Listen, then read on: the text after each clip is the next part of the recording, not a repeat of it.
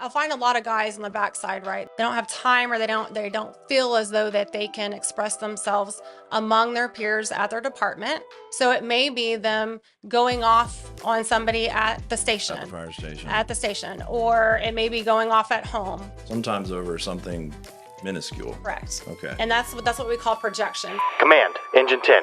First line attack, making entry. Lona, I've been looking forward to this interview for a couple of weeks now, ever since you said that you were willing to come onto the show. So welcome to Firstline Faith. I appreciate your willingness to participate. Is it okay if I call you Lona? Absolutely. Okay. Yeah, absolutely. Well, so I just kind of like to start usually with a general introduction of our guests. So can you tell us a little bit about yourself? Sure. Like you said, Lona Snell, and I'm a licensed professional counselor, a certified clinical trauma professional, a certified anger resolution therapist, and board certified telemental health counselor. And I'm also now a supervisor status for LPCs for other counselors. But I do own Grace and Guidance and Aspire and Acquire for counseling, debriefing, supervision, and training. Okay. Yeah, we at our organization we've used you guys for those purposes, and we've been really happy with the results. You've helped out a lot of our employees, and I can't thank you enough for the work that you guys do. It's really helpful. Well, thank you. So can you tell me a little bit about your company and what your organization does for emergency services? Yeah, so we serve 20 plus first responder departments, and we specialize in trauma and first responders and first responder families. We do counsel their families themselves, traumatic events, traumatic calls. We go in and do psychoeducation trainings so that everybody has good information and relevant information on how the cumulative stress can move over into the personal lives and into the families. And just coping mechanisms and skills, and really just have those tough discussions, but normalize it so that people can reach out and come as they are. Yeah, I think the normalizing it is definitely a big part in what we're doing here too, and that there's a lot of hard discussions that have been hard to have, in emergency services, and I really feel like getting these truths and these facts out to our audience and our profession is, I think, honestly, in the long run, I think it could save lives. So Right. I appreciate you participating in that. How'd you get into this? Is a very unique field of psychology. There's a lot of different client bases out there. What segued you into the emergency services aspect? Well, I graduated from Willis High School early and moved to North Texas, and I got married to a first responder, and we decided to divorce after 3.5 years and share a son together. And it was after that that I went into started my bachelor's in psychology, and I recognized for our families how valuable it could be if the gaps were Absolutely. filled. Yes. And so through that, we kind of were off script. We were talking about loss and so forth before we started the podcast. And through those loss, I also recognized that there could be value in what if new hires and families could actually know what they were getting into. Absolutely. And Ahead could of we time. provide ahead of time, right? Preventative or resources for if or when it does happen, because Sure. the divorce rates, unfortunately, are not so well among first responders and their Absolutely. families. So Yeah, no, you're absolutely right. And I guess, so you guys also see veterans quite frequently too, as well as emergency responders. we do. Okay.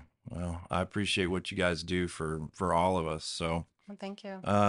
so outside of your introduction into psychology and emergency services, what was your passion that led you into this field of practice? And what kind of, do you feel like it was a calling? How do you feel like you got into this particular profession? I definitely feel like it was a calling. I laughed to myself because I was like, I will never, enter a first responder marriage again. And God laughed at me, or I Yeah. laughed, we laughed together. But Now I have 9 first responders in our blended family. My daughter Oh, is wow. now saying that she wants to become a firefighter, and she's in ROTC and maybe on that path as well. So, Amazing.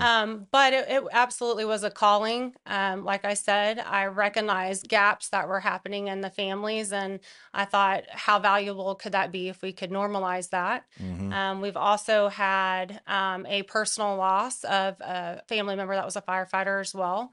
So we've experienced that as on the backside and on the personal side. So, I'm sorry you had to go through that. thank you, thank Mm-hmm.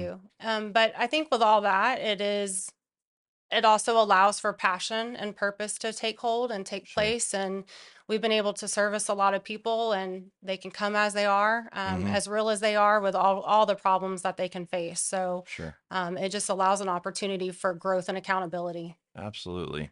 I completely agree with you. So, getting into uh, some more of the science of the whole thing, what's the basis of psychology when it comes to some of those thoughts, those feelings, and some of the behaviors specific to emergency services and the military? Well, and uh, prior to entering into the military or into first response, people can go in with prior negative core beliefs of self. So Mm-hmm. these can come about in childhood, and then through the careers of veterans or first response, there can be additional ones that come about.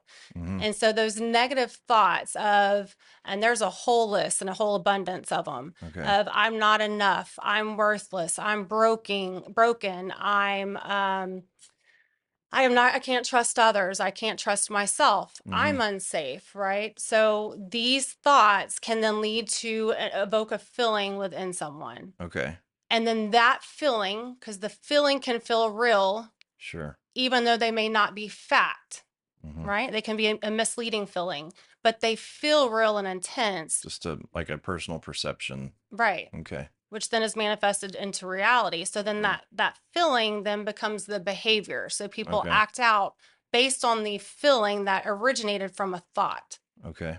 So how they internalize themselves or internalize their world, Mm-hmm. right, can then make the difference of what they experience. Gotcha. Your department needs top-notch recruitment and training videos, but you don't have the time to create them. At Bella Media, we've already helped fire departments like yours tell their story. Let us handle the videos so you can focus on saving lives. Email us at info@bellamedia.com to get started today. That's info@bellamedia.com. That's pretty interesting. So it's just kind of, I guess it all starts with just personal perception in that aspect. Mm-hmm. Okay. And then that can come from the individual, or they've been modeled it incorrectly or correctly by their family dynamics and growing up. Mm-hmm. And then even like to go back, even when we're saying what things also brought me to this passion, we have on one side of my family, we have bipolar. On another side of the family, we have ADHD and depression. Mm-hmm. So even those experiencing those, right, can have impacts on family dynamics and negative core beliefs. So do you think, sometimes there's a lot of families and that have, emergency services and it almost seems to be like it's genetic, right? Mhm. Like emergency services just runs in the family. Right. Sounds like you might be experiencing some of that yourself. Yeah. Do you feel like some of these folks from emergency services under these circumstances, is there some genetic aspects that segue into the likelihood that they might experience some mental health issues during their career? Well, I think there can be definitely a pull when we talk about a calling. Mm-hmm. These jobs are not for anyone, Sure. but it's definitely for those that reach out for it. Mm-hmm. And so those people that any trade, right? If they struggle within school, or they're hyperactive, or they're energetic, they may struggle in a school setting Mm-hmm. growing up, versus first response allows for movement, change, differentiation, interest, excitement. It's that and it can attract the adrenaline junkies, right? Yeah, absolutely. And it feeds the adrenaline. Uh-huh. It does. Type A personalities. Yeah. So I think a lot of us that have any kind of these shared characteristics in any way, it can Yeah. pull us to these roles Yeah. in high trauma, high crisis, because it does give that dopamine and adrenaline and cortisol dump. Okay. Yeah. And so when we're talking about the science of it, first responders are dumped with it continuously throughout their careers. Yeah. Every time the tones go off, just So about. all the excitement in the beginning that you then learn to overcompensate for and regulate yourself, it's still being conditioning the body to chase that adrenaline, dopamine, and cortisol hit. Now here's where it can go wrong, right? Okay. Because how does that adrenaline feel?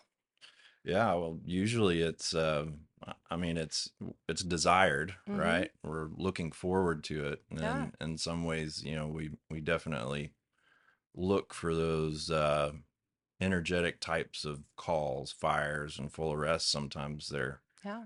I don't want to say looked forward to, you know, because Yeah. not like we're wishing bad Bad things to things, happen. but it's almost like we love doing that job and we're just kind of attracted to that type of situation, I guess. Absolutely. So then on that's the professional side of it, right? That draws us in. I had the ability to come and help and provide aid, rescue someone, right? So it can give these big dopamine and adrenaline hits. Okay. However, on the personal side, where our population can struggle, any of us, is one of two things can happen. One, we like the adrenaline rush Yeah. and we attempt to subconsciously maintain it when we're off duty, Okay. which leads to self-sabotage and addictions. I gotcha. Or two, we become so flooded with it and there's so much, or you've ran call after call after call, and now you're exhausted and defeated, and you may just isolate, check out, Yeah. and you're done for the day, Wow. which then can take away from the family dynamic. So then Yeah. you're only bringing home the leftovers to the Yeah. people that matter You're just most. exhausted. You know more about me than I do apparently at this point in time. All of this sounds very familiar, and I'm sure to our followers and subscribers, I'm sure it's going to sound very familiar there too. So Well, and that's why I interesting. say it's shared characteristics, right? Our population have these shared characteristics, and that's what I think that we need to normalize and just say that at any point it can be anybody across all genders, across all races, across all ranks. Yeah. That these things can compound. In fact, statistically, as individuals and leaders go up in rank, they are 17% more likely to develop a behavioral health condition. Really? Mm-hmm. Interesting.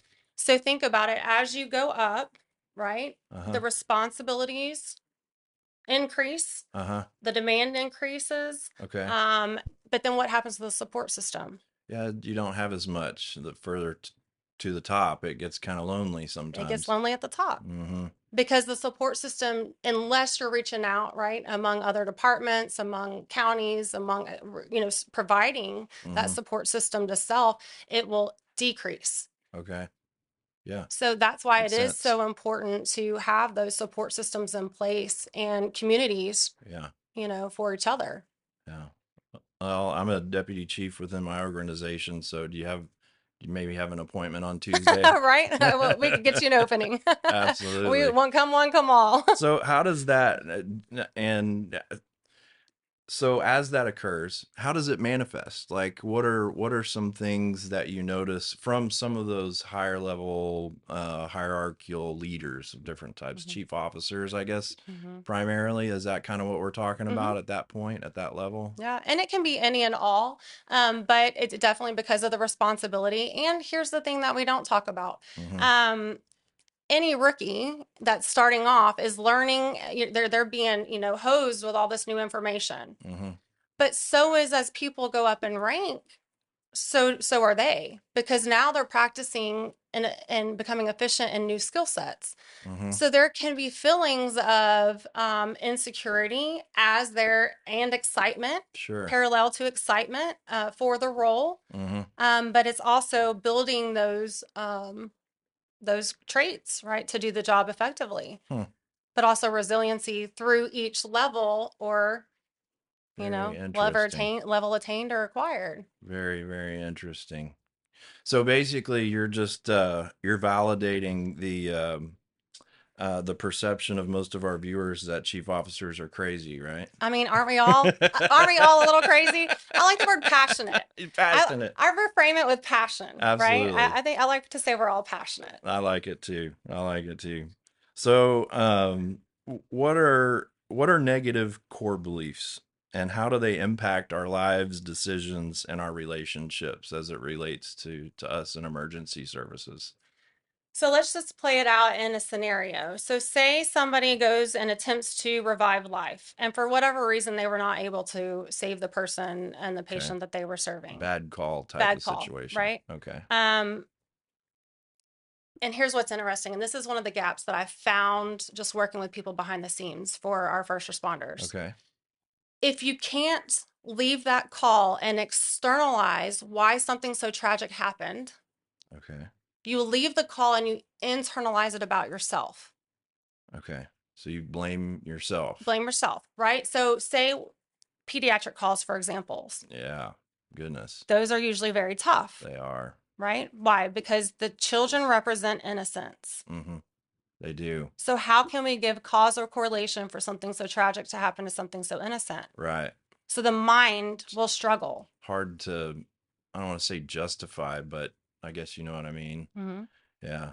Yeah. Huh. So with that, if they can't externalize it, and usually if we're being very honest and open, Mm-hmm. it's coming with the dark sarcasm and the humor and all the jokes of which that most first responders would not have a job, Mhm. right? Yeah. If they were said out loud, or in Right. front of others. But that dark sarcasm and humor is a necessary processing. It's just the tip of the iceberg in processing. We need to go deeper Further with always it. and further with Mhm. debriefing and maybe counseling for certain ones, but Mhm. in certain calls. But if you can't offload it, you internalize about yourself. So if you can't Yeah. save this child, you Mhm. may leave saying, I'm not enough, I didn't do enough, I failed. Now transition home. If it's not communicated to the spouse or the kids that there was a very hard call and it's just bottled up and kept in, Uh-huh. now your wife may be complaining about the trash or things not getting done around the house or how, right, you're not doing enough there. Well, Mhm. now that validates the negative core belief that I'm not enough. Okay.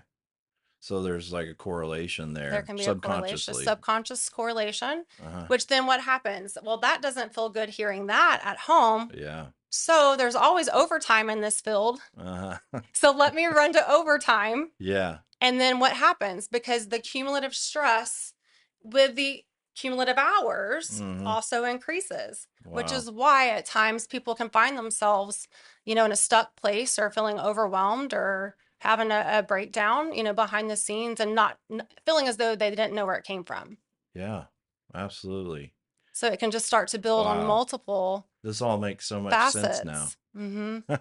This why- all makes so much sense now. And that's why Okay. normalizing it is saying that it can be anybody. Sure. Absolutely. And it is okay when it is anybody. Mm-hmm. Absolutely. No, that makes perfect sense now. I guess I just never really thought of it that way before, or even realized what was going on.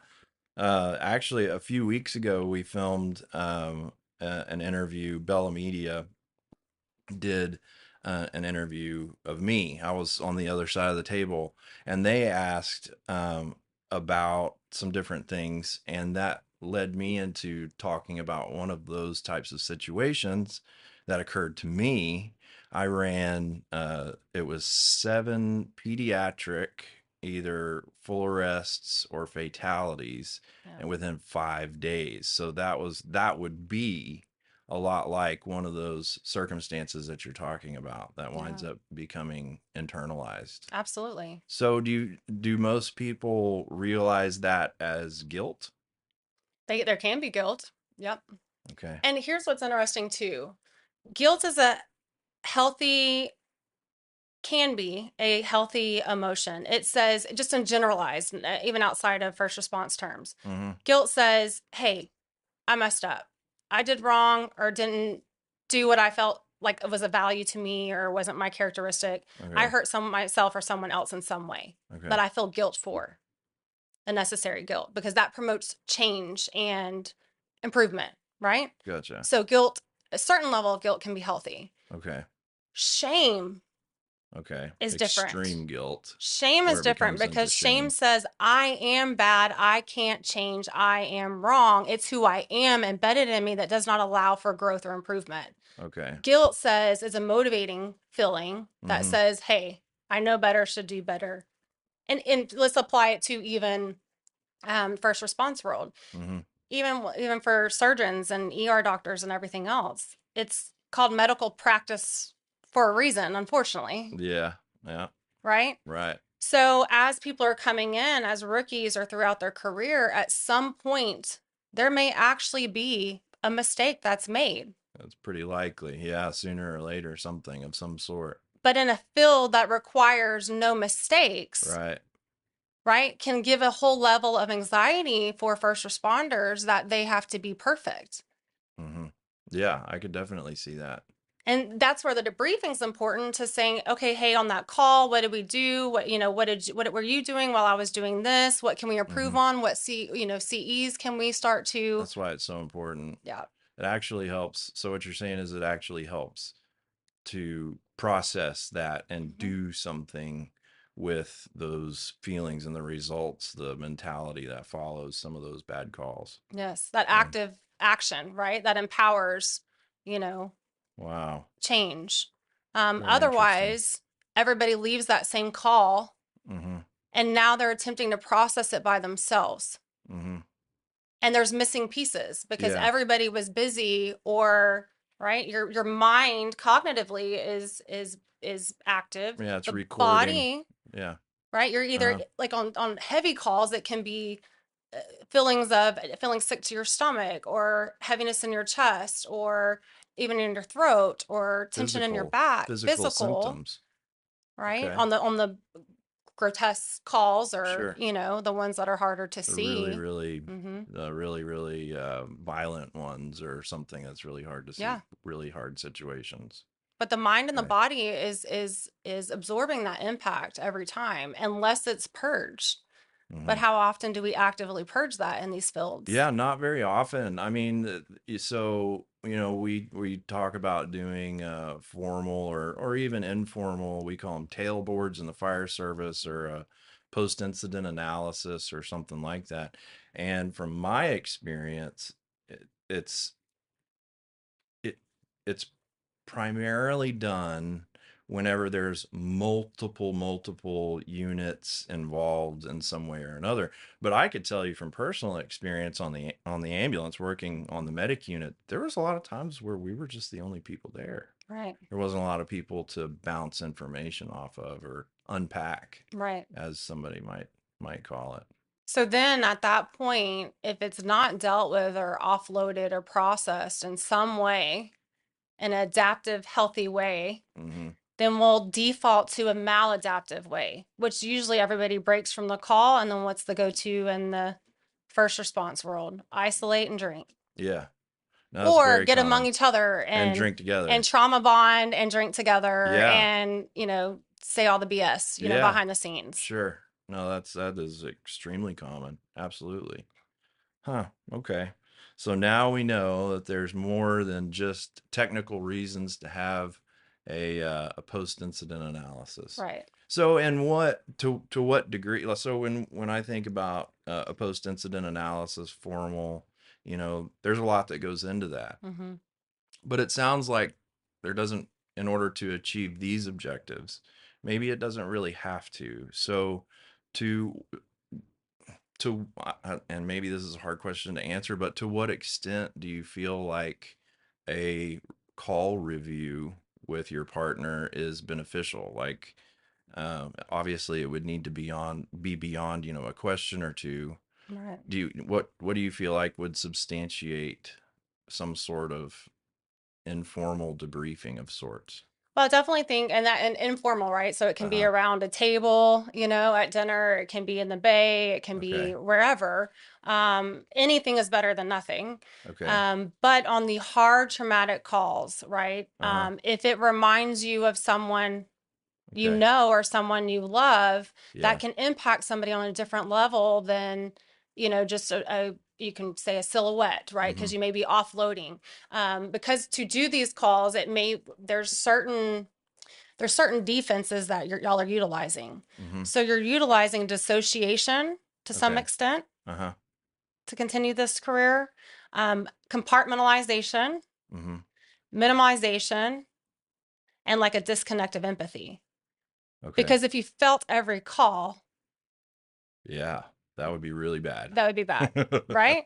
That would be intolerable. Right. So there is some level of dissociation that is utilized for these fields. And so to come back to debrief is to actually connect with it, at least, on the surface level, to say, hey, is there anybody that's struggling with this? We just saw this. We Mm-hmm. just did this. Here's what we did good. Here's what we did. We can improve upon, Mm-hmm. right? Together. So Yeah. it's not isolated and alone. And if not, then on the heavier calls, it needs to be debriefed of where did you feel it in your body? Okay. What emotions did it bring up for you? Mm-hmm. Right? Because if not, then everybody's breaking away and isolating and then just processing alone. And that's how we lose a lot of our own, and we have a higher suicide rate than in line of duty deaths, right? Okay. Yeah. So we were getting it wrong long term over the years, saying just suck it up, because Mm-hmm. everybody was, until you're hearing that somebody committed suicide or died by suicide, right? Yeah. From unmanaged or untreated or unprocessed Mm-hmm. cumulative stress and trauma of all these calls. Mm-hmm. So on obviously it's going to be a little different, case by case from one person to another. Mm-hmm. I mean, is there a common time frame? I know that that's very subjective, but Sure. like what would the time frame be, say on average for cumulative stress to build in somebody's career, where it might get to the point to where it's causing some sort of mental health disturbance? Well, with the briefing, we say we give the guideline of 24 to 48 hours. But just in general, the cumulative stress, it can hit people at different stages. Okay. For example, depending on what people have going on, if everything in their home life is okay, Big right, if. Yeah. right, you highlight that, Yeah. right, among our families. If everything is going okay, they may be able to be resilient and offload the calls, no problem, right? But if they were struggling at home, or vice versa, one or the other, then at some point now their coping mechanisms have decreased, and they're already just hanging on by a thread. So that one call or the one joke among the station, Mm-hmm. right, that used to be funny or would have been funny before, can trigger somebody, because now they're struggling behind the scenes. Interesting. Okay. And probably not communicating it. Yeah. Yeah, absolutely. Yeah. Huh. So in these situations, what would be some defense mechanisms that some people might utilize? So a lot of them can use anger. Okay. And anger is interesting, right? Because it's a secondary emotion. Okay. It's not the primary emotion. It's the choice of behavior that's being expressed to avoid feeling a more vulnerable feeling. Okay. So, for example, if I say I am angry because I feel blank, and it would be something more vulnerable, betrayal, jealousy, embarrassment, unworthiness. There's something else that's happening that's driving the choice of anger as the projected behavior. Okay. Now, when we're talking about defenses, why do people get angry? Mm-hmm. Well, the other person can shut down if maybe somebody explodes. Maybe they don't have to take accountability. Maybe they struggle with feeling that vulnerable, passionate emotion, right? Mm-hmm. So anger gives the illusion for control or power, so that they don't have to feel sadness, grief, the harder emotions Okay. that it takes to process. Do you feel like that's more prevalent in men versus women? I do. And I you feel do. like that the anger issue is usually more prevalent amongst male first responders? I do. Okay. I think that it was more socially acceptable, for males growing up, and they're taught this very young or modeled this very young. And then, especially because of the job, you have to just keep going and hitting these hard calls over and over. So there is no, right? If I'll find a lot of guys on the backside, right? They don't have time have time, or they don't feel as though that they can express themselves among their peers at their department, Uh-huh. right? Because Okay. on scene or any of that would not be right relevant Mm-hmm. at that time or appropriate at that time, and then they feel like that they can't do it at home, maybe among their spouse or their families. Mm-hmm. So it may be them going off on somebody at the At the station, fire station. or it may be going off at home. Sometimes over something minuscule. Correct. Okay. And that's what we call projection. So it All can right. be onto things, it can be onto people. So road rage is a great example. You're getting ticked off or pissed off at the light, right? So you're projecting it onto a red light. Mm-hmm. That's not really what you're upset about, Right. right? It just gives you a It's release. just an outlet. Yeah. Okay. Yeah. Interesting. So I guess that might be a sign or a symptom that could be identifiable as, nearing some sort of mental health problem. Yes. Yes. Okay. So yes, so that would be a symptom, absolutely. And then going back to the defense, it can be that anger that can be utilized as a defense. Mm-hmm. Catastrophizing. Okay. So linking things together. Uh-huh. Right. So it may be like, well, I had a bad day, I had a bad call, I have a bad life, a bad wife, a bad dog. Maybe not the dog, right? Man's Yeah. best friend. I'm gonna leave the dog out. I love my dog. I love my dog. You can stay. Yeah. But it can be catastrophized, right? So linking multiple instances together and then overgeneralizing and saying, right, that this is just how I am, or this is just how it is, Mm-hmm. or this is just how it's always been done in the fire service. So just kind of making correlations where real correlations just really don't exist. Correct. Factually or truthfully. Right. Okay. Right. Gotcha. Any other defense mechanisms that come to mind? Isolation, Okay. probably a lot with this population. All right. So if we see somebody that's very, very isolated, maybe, I guess it's not always the case, Not always the case, right? but it could be. Could be. So maybe it would be significant in the presence of maybe another symptom or two. So then it might be significant. Yep. So in addition to, right? So if you have somebody that is an introvert and has an introverted personality, that may not be a sign for them, right? That may Might be be their normal norm. for them, yeah. Whereas an extrovert, if they start to isolate, Uh-huh. at that point, that may be a difference, right? A change in behavior. Change in the behavior. Okay. And so for them, that may be very different All right. and becoming, right, So a cause of issue. Characteristic. So a characteristic isolation would be something to watch for, pay attention to if it occurs. Okay. And that's why even checking on people, especially our population, how are you doing? Are you all right? Always second back, because usually everybody says I'm fine. Yeah, yeah. Right. It's the It's fine. immediate response. In fact, yeah. people ask in passing and are like asking on the way out, right? Because Yeah. they really don't want to know. Yeah. Because a lot of people are uncomfortable with sitting with people's emotions or problems or traumas, or frustrations, or if they feel like they can't help them or they can't change their circumstance, then they may be uncomfortable sitting with whatever issue or emotion they're having. Okay. So it's usually just, yeah, the avoidance of. I gotcha. An acknowledgement with avoidance. I gotcha. Okay. Pretty interesting. Yeah. Very interesting. It sounds like a lot of different ways to help us identify what might be going on with our brethren around the fire station or around the police department or wherever we work. Sure. Are the symptoms similar in armed forces and the military for our military viewers? It can be. Absolutely. Are there many fundamental differences between the way those are exhibited, those defensive behaviors are exhibited in emergency services versus the military?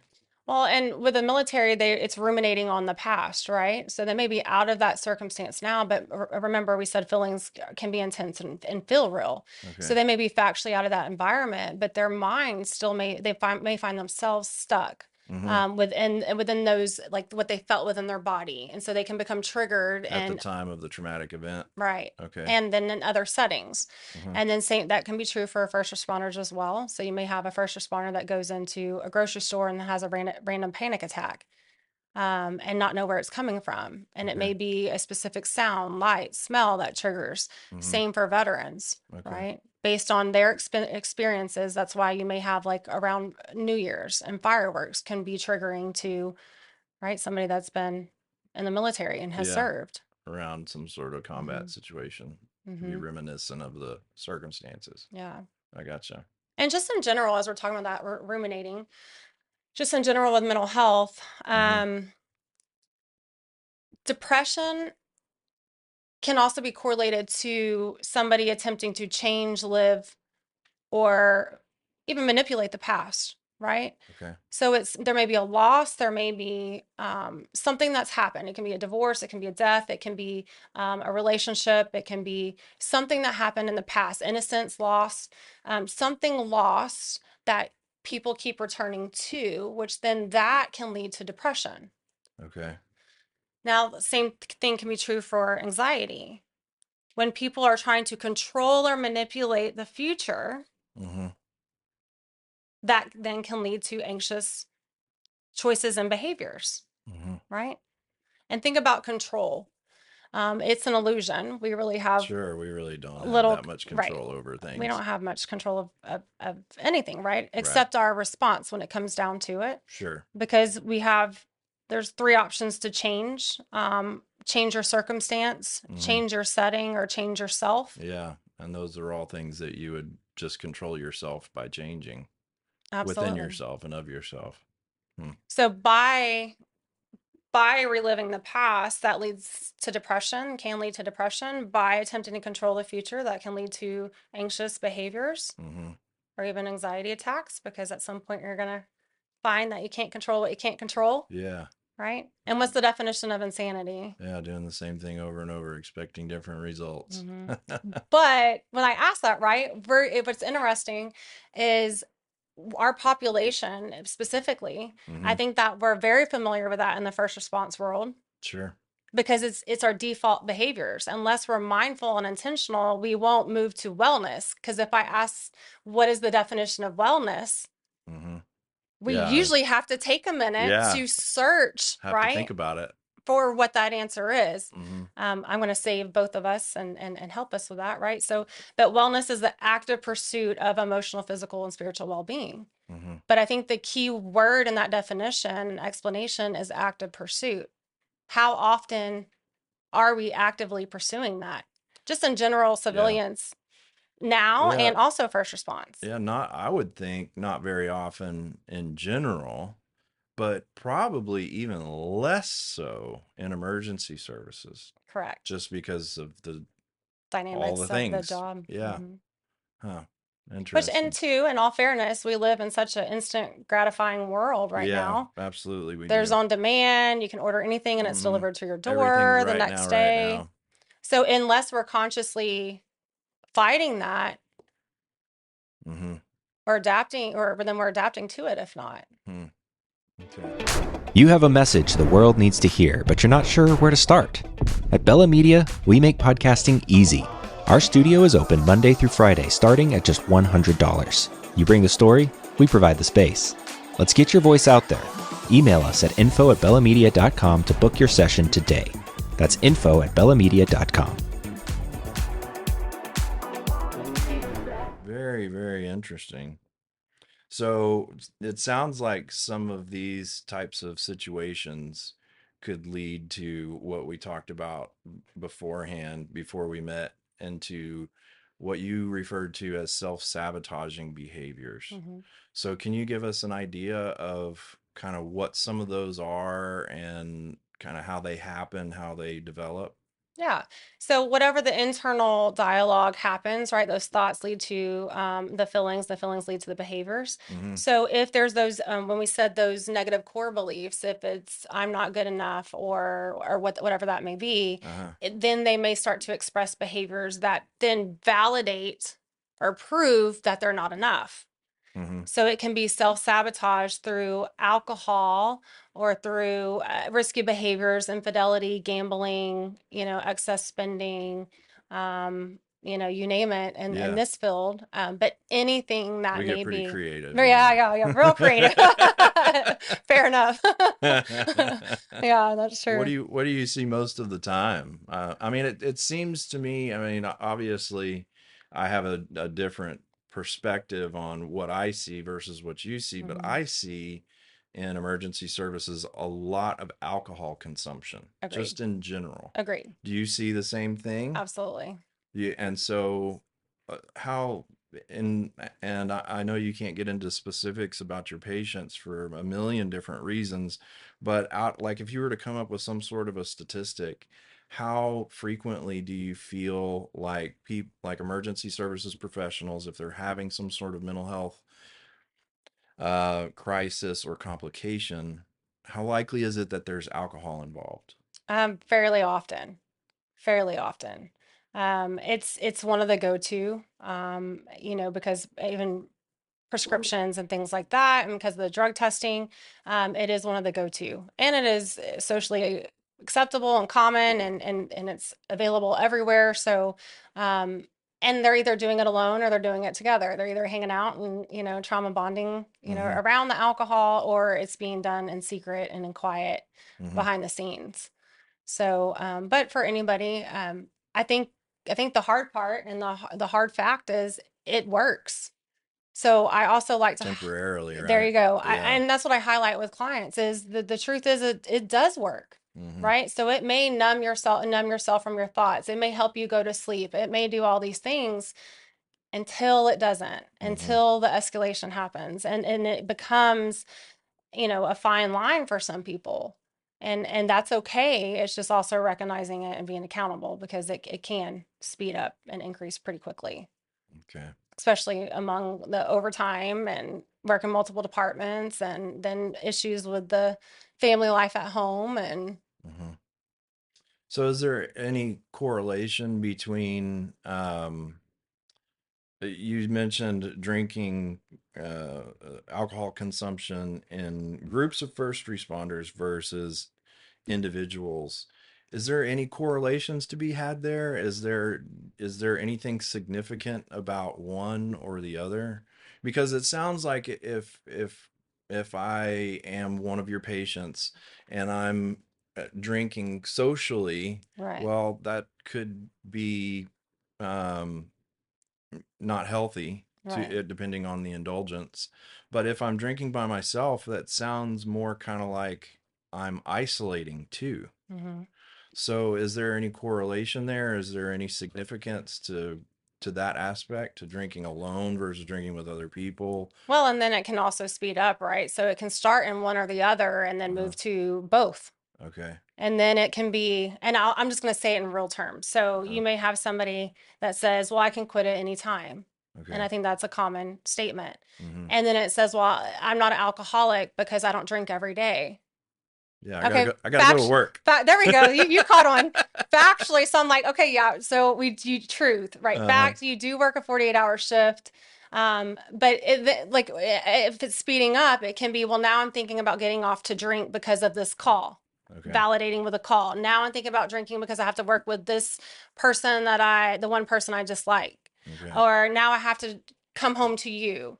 So Mm-hmm. that it just starts, remember those thoughts lead to the feelings and the behavior. So even Yeah. the thoughts around alcohol, I deserve this drink. Yeah. I worked for it. Yeah, Sort I of worked thing. for it. Yeah. Okay. So anything surrounding the alcohol and what the internal dialogue is happening Mm-hmm. surrounding the alcohol can also feed to the thoughts and feelings and the behaviors. Okay. And Wow. then obviously, the more people drink, the more issues they can start having personally or professionally. They may start coming in hungover. They may start, having issues with the spouses at home or families Mm-hmm. among our population. Okay. Interesting. Yeah, I've over the years, there's been It just seems like that's kind of a commonplace sort of thing in the social connections Mm-hmm. in the military as well. Yep. First response and military Mm-hmm. seems like alcohol is always present somehow or another, and I guess maybe that would be one of the explanations of why.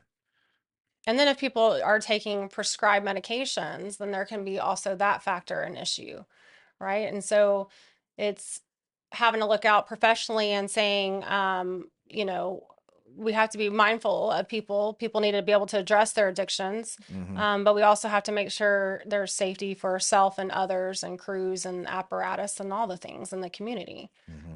So allowing them to address it is an important step and process as well for departments that they're facing. Mm-hmm. Yeah, absolutely.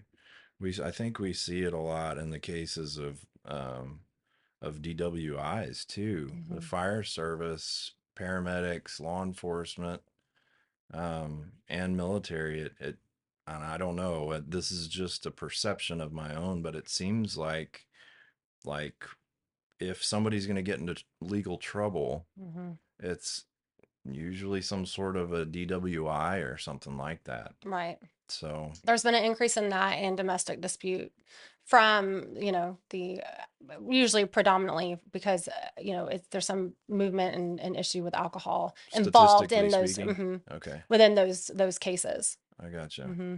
Okay, interesting. So let's talk about attachment styles and personality styles. How can our attachment styles influence our relationships? Well, we all are modeled, right? Or modeled attachments, and we form attachments with our parents. So if it was a healthy one, then it would be a secure attachment. If there was a complicated one, then it can be an anxious attachment or avoidant attachment. So Mm-hmm. people can be in these push-pull relationships. So you can even get to that with an anxious and avoidant, where an anxious may be like, hey, say they get in an argument, they get in a fight, an argument, Mm-hmm. and the anxious is like, wait, we got to fix it right now.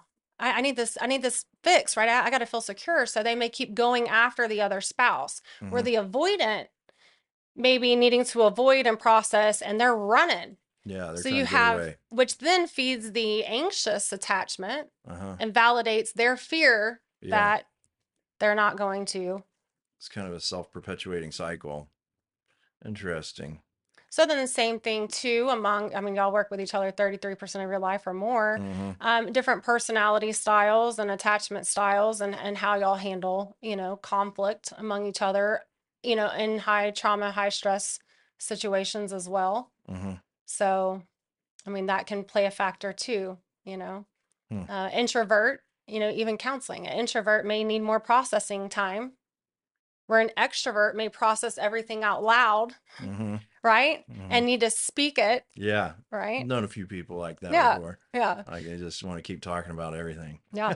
Absolutely. Do Absolutely. they make good patients? They can, right? Because we're grabbing the themes. So on the Yeah. other side, clinically, we're looking for the themes or the negative core beliefs, the self-sabotaging behaviors, the defense mechanisms. Mm-hmm.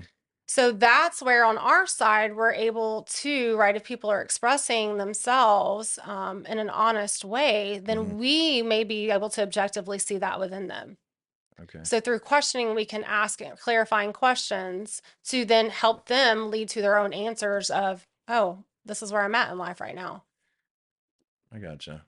Just kind of lead them to find their own answers in their own way. Correct. And it's very client centered, right? Because the values, everybody's values are different. Yeah. But ultimately, what goals, what do you have in life? Where do you want to go? Mm-hmm. So what would be some current internal or external stress factors Oh, that wow. emergency services folks might be dealing with? Fatigue, burnout. Mm-hmm. I would say top two. Fatigue and burnout. Fatigue and burnout, that cumulative stress. Okay. If lack of boundaries, Okay. maybe even they don't have a good balance of work and home life.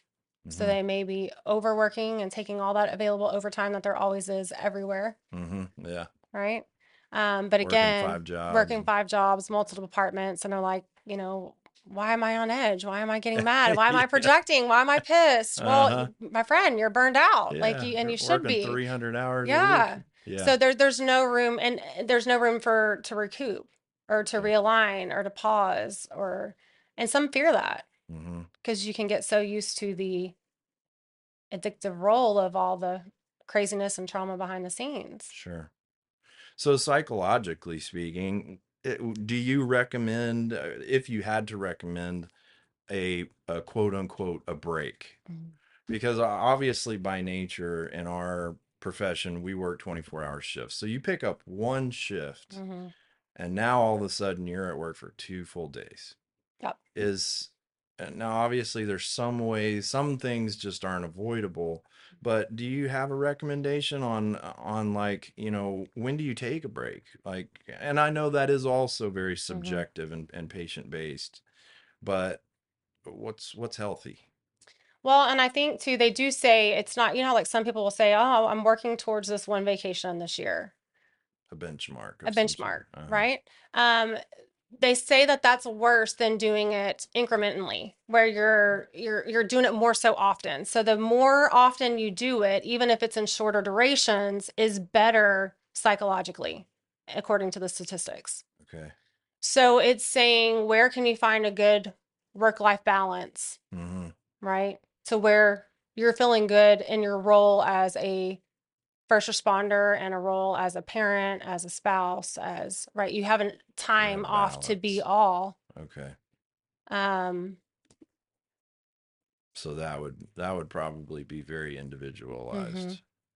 So maybe for somebody that doesn't have a family, maybe if Right. they're single, maybe Right. they would be able to work more versus somebody who has, 3 kids and a spouse. Right, because then they may be getting socialization and connection through the department, Mm-hmm. where others may be going home to a family.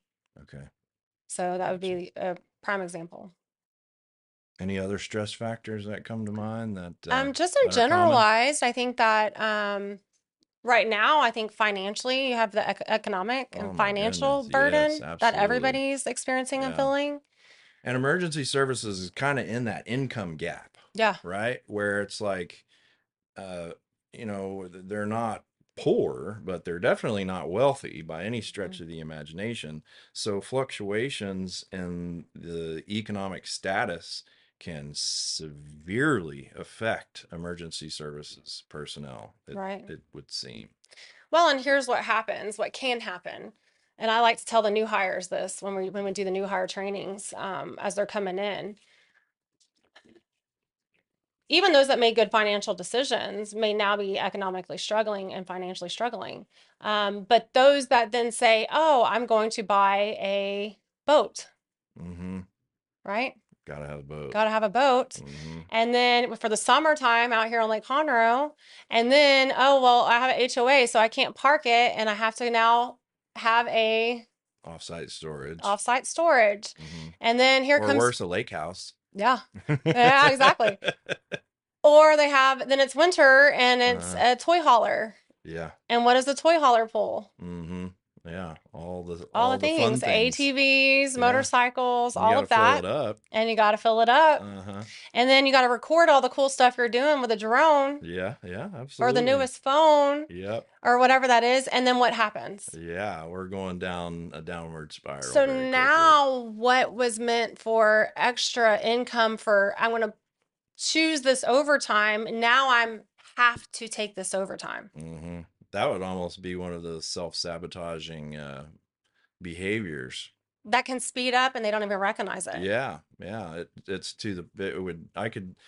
that is a very common thing that happens. And some of the older guys in emergency services look at some of the younger guys in emergency services and they say, look, I know you want to work part-time or more, or you want to work whatever, but don't rely on the income. Right. But it sneaks up on you, I guess, and it can you can start to become so reliant upon that secondary income And now that starts another self-perpetuating cycle Sure. of, well, now I'm going to work more. I'm subjected to more horrible calls, which causes more of a mental intellectual effect and leads to alcohol and leads to all these things. And then which is why, right, it can just speed up and go really quickly and happen, very fast for anyone. So the beauty of it is we do get to see people at their very worst, and sometimes ones of which, to move through any addiction, it is having to address shame. Mm-hmm. And that's a tough one, right? For someone to sit with shame, that's hard. It's not easy to do. But we also get to see people pull out on the other side, and do amazing Work through things it, and yeah. work through it, right? And sometimes whatever pain that brought them there, How do you work through that? there can That's be. a difficult hurdle to overcome because there's a lot of embarrassment there, and I could see where a lot of people they would just be completely shut down, would not want to talk about it at all. Absolutely. How do you get, well, I guess, how do you get somebody else to get through that? And it takes a strong professional rapport. It does take trust. Mm-hmm. I think it also takes compassion and for people to know that you have them, no matter what they say, that you're not going to abandon them or you're not going to judge them. For them to sit with it, it does take courage, Mm-hmm. right? Which shows strength and accountability. And when each of us are able to be accountable, it can be tough Yeah, to sit with. absolutely. But in that can come the most growth and the most progress too. Okay. Just got to stick with it. Got to stick with it. Mm. But there are different therapeutic techniques that can help people walk through that. Just briefly, what are those? Just out of curiosity. So there's CBT, which is cognitive behavioral therapy, and then Mm-hmm. there's DBT, which is dialectical behavioral therapy, Mm-hmm. and also EMDR. So, can you tell me a little bit about EMDR? I know that that's very in-depth subject, Mm-hmm. but we talked about it a little bit before the podcast, and it seemed to be something that's working really well in Yes. emergency services. Is that the case? Yes, it absolutely is. So how does that work? So any traumatic event it can work on, or if somebody's stuck or not able to isolate what the root cause of something is, it can be a good method to utilize. And real quick, what does EMDR stand for again? Eye movement, desensitization, reprocessing. Gotcha. Okay. Which is why we say EMDR. EMDR, Yeah. right? But absolutely, it's very neat, highly effective for veterans and first responders. Okay. We've processed out different calls, even from 9/11 to rapes to pediatric drownings to all kinds of Mhm. severe, Very traumatic very traumatic situations. calls. But it uses, right, through whatever the event is, the traumatic event, it's focusing on the image and then taking that image and recognizing what negative core belief they established for themselves in that event. Mm-hmm. And then recognizing what emotions they feel, where they feel it in their body, and how disturbing that image is to them. Okay. And then they begin to process it through bilateral stimulation. So just meaning across the body. Okay. So either with eye movement, or there's tappers that you can hold in your hand, and they just vibrate in each hand as you're going through whatever call, professional call, or even a personal event. Wow. So, and it's been done on many things, on calls, on affairs, on, you name it. Even anxiety. If they don't know where they're having panic attacks, they don't know where it's coming from. Mm-hmm. EMDR can be used to help isolate where that may be originated from. Wow. Well, we'll have to have you back again for another episode so we could go through that in a little bit more detail, because that sounds really interesting. And so it's a noticeable benefit, Yes. specifically for emergency responders, for Yes. military first responders of all types. And what's interesting, when I have people come back, first responders specifically, when they come back and I ask them, hey, what was your take on it? What'd you notice? What'd you feel after you left? And a lot of them said, I did not know I could sleep like that. I did not know I was capable of finding myself at peace in a resting state. That's amazing. So that hypervigilance that sometimes they can be fighting, Yeah. it can kind of help. Sometimes it's subconscious. You don't even realize you're doing it. Yes. So just to have the relief of a pain almost that's always been there is kind of like, wow, I didn't realize that this was possible. And I guess that's what they're saying. Right. Hmm. Right. And the beauty of it has been is that they've gone back and shared with others, That's really good. you know? It's So good it's that coming that's from contagious. within. Yeah, absolutely. There's so much that travels in fire and emergency services by word of mouth. You know, it's Yeah. what's the newest best thing at the firehouse, and the next thing you know, everybody's wanting to check it out. So And the beauty of that is too on the EMDR is that for that specific one, it's not it doesn't include a lot of talk therapy. So people that are not good at talking may find that therapeutic method a best option for them. okay. So real quick, a couple other things before we close. When would be so if somebody's listening right now, how would they know, or how would a family member know when it's a good time to get additional help or assistance with what's going on with them? Well, if things are escalating or there's avoidance, those can be hard. If there's, dynamics going on behind the scenes and they're not wanting to address it or the family's feeling it, usually it's our accountability partners that will see it first. But just first, coming from support and encouraging them to reach out, and preventative is always better. So it can be, we have guys that we just say, you don't have to know what's going on, or you can just be feeling off and you can text, call, email, and we'll get you scheduled and figure it out together. Okay. All right, good. Uh, and I'd like to, if we can, include your organization's contact information Absolutely. in the description that this is, this will go on YouTube. If it's okay, I'd like to let them be able to reach out and maybe give you a call at Grace and Guidance. Would that be okay? Absolutely. Absolutely. And so I'd like to close with this question. Obviously, we're a faith-based organization, and I'm really interested to know if prayer has been known to be a form of, we talked about before, mindfulness. hmm And in your experience, do you feel that prayer has positive effects in some of these cases? Absolutely. So we discussed how like depression can be living in the past and then anxiety can be attempting to live or control the future.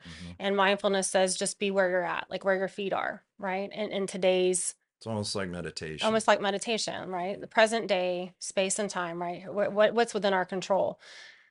But I think then what's not within our control, I like the word surrender because it's surrendering through prayer all that you can't control or the past that you can't change to God through prayer. So without that, I think people can struggle with hope or growth or change when they're disconnected from their faith. Okay. Very interesting. Is there any other correlations in regards to faith with some of the people that you've seen in the past, or with the circumstances in general with mental health and emergency services?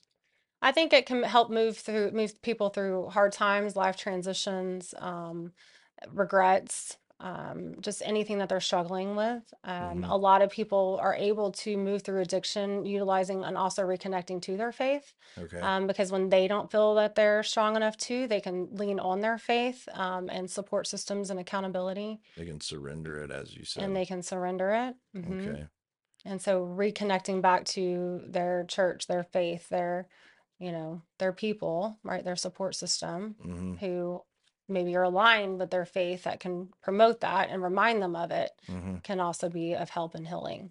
So would their faith or through prayer, that could be like a support system that we've talked about before, and how those support systems help to lead to recovery, Right.